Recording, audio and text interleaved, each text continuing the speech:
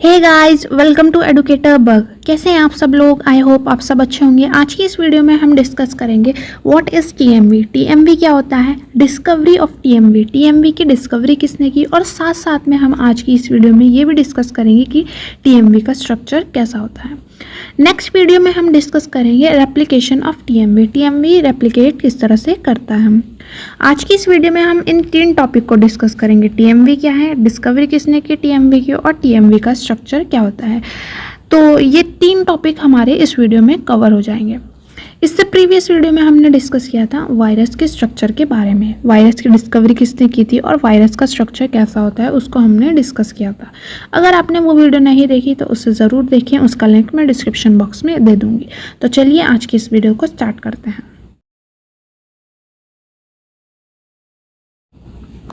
What is TMV, TMV क्या है? अगर हम टीएमवी की फुल फॉर्म देखें तो टीएमवी की फुल फॉर्म होती है टोबैको मोज़ैक वायरस। टीएमवी क्या है, एक वायरस है जो कि क्या करता है, टोबैको के प्लांट को इन्फेक्ट करता है और उनमें क्या डिजीज़ कॉज करता है, टोबैको मोज़ैक डिजीज़ कॉज करता है। The tobacco mosaic virus infects tobacco leaf, Nicotiana tabacum and lots of other closely related species like tomatoes and peppers. Tobacco mosaic virus क्या करता है, टोबैको की लीफ में infection करता है। टोबैको का अगर हम साइंटिफिक नेम देखें तो टोबैको का साइंटिफिक नेम है निकोटियाना टोबैकम। जो टोबैको मोज़ैक वायरस है वो टोबैको की लीफ को इन्फेक्ट करता है। Tobacco mosaic virus Nicotiana tabacum, जो कि टोबैको के प्लांट का साइंटिफिक नेम है, उनकी लीफ को इन्फेक्ट करता है। साथ साथ में ये टोमेटो और पेपर्स की स्पीशीज में भी इन्फेक्शन करता है। लेकिन इसका जो मेन होस्ट है वो है टोबैको का प्लांट, टोबैको की लीफ पे ये इन्फेक्ट करता है, ये इसका मेन होस्ट है। यहाँ पे हम डायग्राम में देख सकते हैं, यहाँ पे टोबैको की लीफ को शो किया गया है। ये यहाँ पे इन्फेक्शन किसने किया हुआ है, टोबैको मोज़ैक वायरस ने इनकी लीफ को इन्फेक्ट किया हुआ है। It is transmitted by contact between plants either naturally or on the hands of farmer. अब ये जो टोबैको मोज़ैक वायरस है वो इन्फेक्टेड प्लांट से किसी हेल्दी प्लांट पे किस तरह से जा रहा है, तो वो या तो किसी प्लांट से, एक प्लांट से दूसरे प्लांट में नेचुरली, जैसे कि एक प्लांट यहाँ पे प्रेजेंट है, एक प्लांट यहाँ पे प्रेजेंट है, हवा चलेगी इससे टच हो जाएगा, तो ये नेचुरली हो रहा है। एक प्लांट से दूसरे प्लांट में वो जो वायरस है वो चला गया। या फिर किस तरह से हो सकता है, जो फार्मर है, फार्मर ने क्या किया, इन्फेक्टेड प्लांट के टच किया हो, फिर वो किसी हेल्दी प्लांट के पास गया हो, उसे टच हो गया हो, तो इस टाइप से भी जो है इसका ट्रांसमिशन होता है। It infects the chloroplast of plant leaves and change their colour from green to yellow और white in a mosaic pattern. Tobacco mosaic virus जिस प्लांट में इन्फेक्शन करता है उस प्लांट की लीफ के क्लोरोप्लास्ट को इन्फेक्ट करता है। अब उसके क्लोरोप्लास्ट को इन्फेक्ट करेगा तो जो उसका जो ग्रीन कलर है, क्लोरोप्लास्ट का जो ग्रीन कलर है वो किस में चेंज हो जाएगा, येलो में चेंज हो जाएगा। फिर साथ साथ में उसमें वाइट कलर के जो है मोज़ैक पैटर्न हमें देखने को मिलेंगे। यहाँ हम डायग्राम में देखेंगे टोबैको के प्लांट की लीफ है, यहाँ पे वायरस ने अटैक किया हुआ है। यहाँ पे हम देख सकते हैं ये जो प्लांट की लीफ का क्लोरोप्लास्ट है वो इन्फेक्ट हो गया है। इसका जो कलर है वो ग्रीन से येलो हो गया है और इस पे हमें मोज़ैक पैटर्न, हमें व्हाइट कलर के मोज़ैक पैटर्न देखने को मिल रहे हैं। एक बार जल्दी से रिवाइज करते हैं हम। टीएमवी की फुल फॉर्म क्या है, टोबैको मोज़ैक वायरस। जो टोबैको मोज़ैक वायरस है वो टोबैको के प्लांट की लीफ पर इन्फेक्शन करता है और साथ साथ में टोमेटो और पेपर में भी ये इन्फेक्शन करता है। लेकिन इसका जो मेन होस्ट है वो है टोबैको प्लांट, टोबैको प्लांट्स की लीफ। फिर ये जो टोबैको मोज़ैक वायरस है वो एक प्लांट से दूसरे प्लांट में किस तरह से ट्रांसमिट होता है या किस तरह से ट्रांसफ़र होता है, ये या तो नेचुरली ट्रांसफ़र होगा या फिर कोई फार्मर ने किसी इन्फेक्टेड प्लांट को टच किया, फिर जाकर के हेल्दी प्लांट के पास टच हो गया, तो इस टाइप से भी जो है उसका इन्फेक्शन होता है या इसका ट्रांसफ़र होता है, किसका, टीएमवी का। टीएमवी ने जिस प्लांट पर इन्फेक्ट किया है तो उस प्लांट की लीफ में क्या हो जाता है, क्लोरोप्लास्ट का कलर ग्रीन से कैसा हो जाता है, येलो हो जाता है और साथ साथ में उसमें मोज़ैक, वाइट कलर के मोज़ैक पैटर्न हमें देखने को मिलते हैं। इससे पता लगता है कि ये जो प्लांट है वो टोबैको मोज़ैक वायरस से इन्फेक्टेड हो गया है। तो ये हमने डिस्कस किया टीएमवी क्या होता है। अब हम डिस्कस करेंगे डिस्कवरी ऑफ टीएमवी। टीएमवी की डिस्कवरी किसने की? Virus was first discovered by Dmitri Ivanovsky in 1892। Year 1892 में दिमित्री इवानोव्स्की ने, जो कि एक रशियन बॉटनिस्ट थे, उन्होंने सबसे पहले वायरस की डिस्कवरी की या टीएमवी की डिस्कवरी की। He recognized an infectious agent which caused tobacco mosaic disease in tobacco plant. उन्होंने ये देखा कि कोई इन्फेक्शियस एजेंट है जो कि टोबैको के प्लांट में टोबैको मोज़ैक डिजीज कर रहा है. The infected plants of tobacco could cause infection in healthy plants. साथ में उन्होंने ये भी देखा कि जो टोबैको के इन्फेक्टेड प्लांट है वो हेल्दी प्लांट को भी इन्फेक्ट कर रहे हैं. In 1898 Martinus W Beijerinck prepared the sap of an infected tobacco plant and removed the bacteria by filtering this sap with porcelain bacterial filter paper.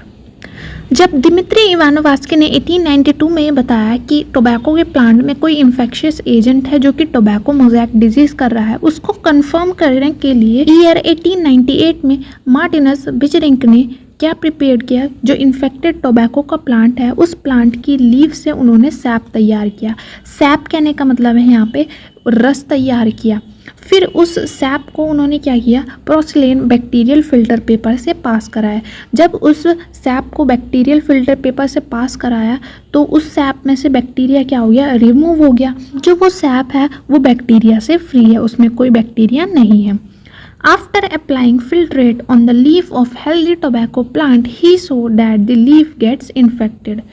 फिर उस सैप को या उस फिल्ट्रेट को अब बिजरिंक ने क्या किया, उस फिल्ट्रेट को हेल्दी टोबैको की प्लांट की लीफ पे लगाया तो उन्होंने देखा कि वो प्लांट भी इन्फेक्ट हो रहा है.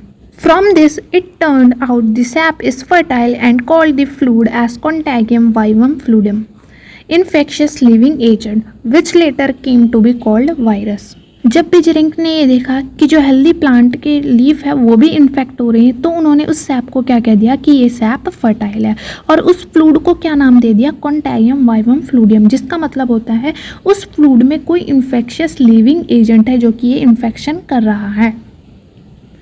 फिर बाद में आगे चलकर इसको क्या नाम दे दिया, वायरस का नाम दे दिया. तो इस टाइप से वायरस की डिस्कवरी हुई. Tobacco mosaic virus was the first virus to be crystallize. Tobacco mosaic virus वो सबसे पहला वायरस था जिसे क्रिस्टलाइज किया गया था.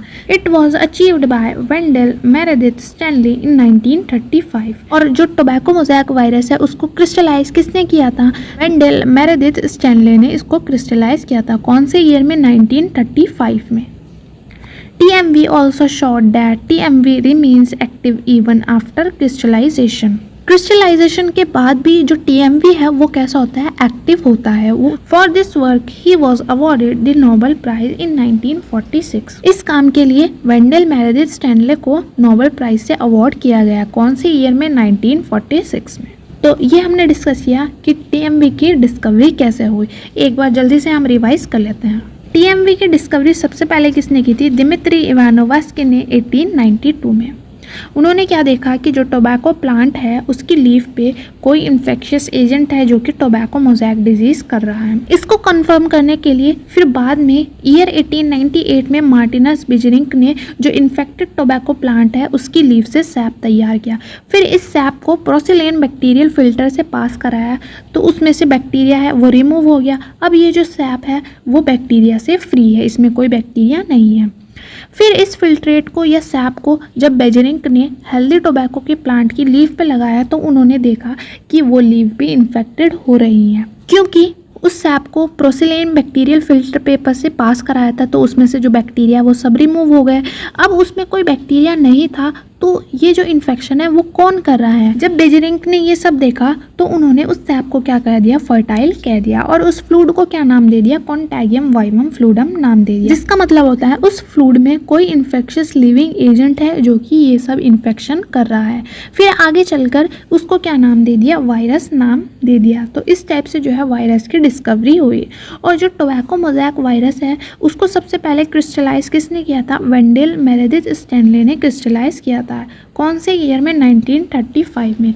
जब इसको क्रिस्टलाइज कर दिया तो उसके बाद भी ये जो TMV है वो कैसा होता है, एक्टिव होता है. इस काम के लिए स्टैनले को ईयर 1946 में नोबेल प्राइज दिया गया. अब हम डिस्कस करेंगे structure of tobacco mosaic virus, TMV के स्ट्रक्चर के बारे में. TMV is a simple rod shaped helical virus consisting of centrally located single-stranded RNA enveloped by a protein coat. Tobacco mosaic virus simple rod shaped helical virus है। ये जो TMV है वो single stranded RNA और protein से मिलकर के बना होता है। यहाँ डायग्राम में अगर हम देखें ये TMV का स्ट्रक्चर दिखाया गया, ये कैसा दिख रहा है, हमें सिंपल रॉड शेप्ड दिखाई दे रहा है। फिर इसको जूम करके देखें तो इस टाइप से स्ट्रक्चर देखने को मिलता है। बीच में इसका क्या प्रेजेंट है, न्यूक्लिक एसिड जो कि RNA है। RNA कैसा होता है, सिंगल स्ट्रैंडेड होता है। अब ये जो इसका न्यूक्लिक एसिड RNA है ये किससे घिरा रहता है, प्रोटीन कोट से घिरा रहता है, जिसे हम क्या कहते हैं, कैप्सिड कहते हैं। अब ये जो प्रोटीन कोट है या कैप्सिड है जो कि न्यूक्लिक एसिड को चारों तरफ से घेरे हुए है, ये छोटी छोटी सब यूनिट से मिलकर के बना होता है। ये हम देख सकते हैं, ये छोटी छोटी अंगूर के जैसी हमें सब यूनिट देखने को मिलती हैं। इसे हम क्या कहते हैं, कैप्सोमर कहते हैं। जो प्रोटीन कोट है वो छोटी छोटी सब यूनिट से मिलकर के बना होता है। इन सब यूनिट को हम क्या कहते हैं, कैप्सोमर कहते हैं। और ये जो पूरा का पूरा जो प्रोटीन कोट है वो कैप्सिड कहलाता है। ये जो कैप्सिड है ये इस TMV के न्यूक्लिक एसिड RNA को प्रोटेक्ट करके रखता है बाहर के इन्वायरमेंट से। अभी हमने डिस्कस किया कि जो TMV है वो न्यूक्लिक एसिड और प्रोटीन से मिलकर के बना होता है। इसका जो न्यूक्लिक एसिड है वो RNA है, वो कितना परसेंट होता है, 5.6% होता है। 100% में से 5.6% RNA प्रेजेंट है और बाकी जितना भी बचा हुआ है 94.4% वो क्या होता है, इसका प्रोटीन कोट होता है। The rod is considered to be 3000 angstrom in length and about 180 angstrom in diameter. ये जो TMV है जो कि हमें रॉड शेप देखने को मिल रहा है, इस रॉड की जो लेंथ है, जो लंबाई है वो कितनी होती है, 3000 एंगस्ट्रॉम होती है। जबकि इसकी जो डायमीटर है या चौड़ाई है वो कितनी होती है, 180 एंगस्ट्रॉम होती है। The protein coat is called capsid. ये जो प्रोटीन कोट है इसे हम क्या कहते हैं, कैप्सिड कहते हैं, जो कि इस वायरस के न्यूक्लिक एसिड RNA को घेरे रखता है, सराउंडेड करके रखता है और इसको बाहर के इन्वायरमेंट से प्रोटेक्ट करता है। Franklin estimated 2130 subunits, namely capsomers, in a complete helical rod. अब ये जो रॉड है जिसे यहाँ पे जूम करके दिखाया गया है, ये जो प्रोटीन कोट है ये लगभग 2130 सब यूनिट से मिल करके बना होता है और इस सब यूनिट को हम क्या कहते हैं, कैप्सोमर कहते हैं। ये जो सारी की सारी सब यूनिट है मिल करके एक ये प्रोटीन कोट बना रही है जिसे कैप्सिड नाम दे रहे हैं। एक बार जल्दी से रिवाइज करेंगे हम, जो TMV है वो कैसा देखने को मिलता है, हमें रॉड शेप्ड देखने को मिलता है। इसके सेंटर में क्या प्रेजेंट है, इसका न्यूक्लिक एसिड RNA प्रेजेंट है जो कि सिंगल स्ट्रैंडेड होता है। अब ये जो इसका न्यूक्लिक एसिड RNA है वो प्रोटीन कोट से सराउंडेड रहता है।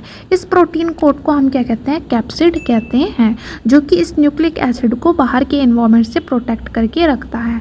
ये जो प्रोटीन कोट या कैप्सिड है वो छोटी छोटी सब यूनिट से मिलकर के बना होता है जिसे हम कैप्सोमर कहते हैं। ये जो TMV की रॉड है इसकी जो लेंथ होती है वो 3000 एंगस्ट्रॉम होती है, जबकि जो इसका डायमीटर होता है, चौड़ाई होती है, वो कितनी होती है, 180 एंगस्ट्रॉम होती है। The diameter of RNA helix is about 80 angstrom. यहाँ पे TMV का ऊपर से व्यू दिखाया गया है। अगर हम देखें ये जो TMV का न्यूक्लिक एसिड RNA है वो कैसा होता है, सिंगल स्ट्रैंडेड होता है और इसका जो डायमीटर है वो कितना होता है, 80 एंगस्ट्रॉम होता है। The central core of the rod is about 40 angstrom in diameter.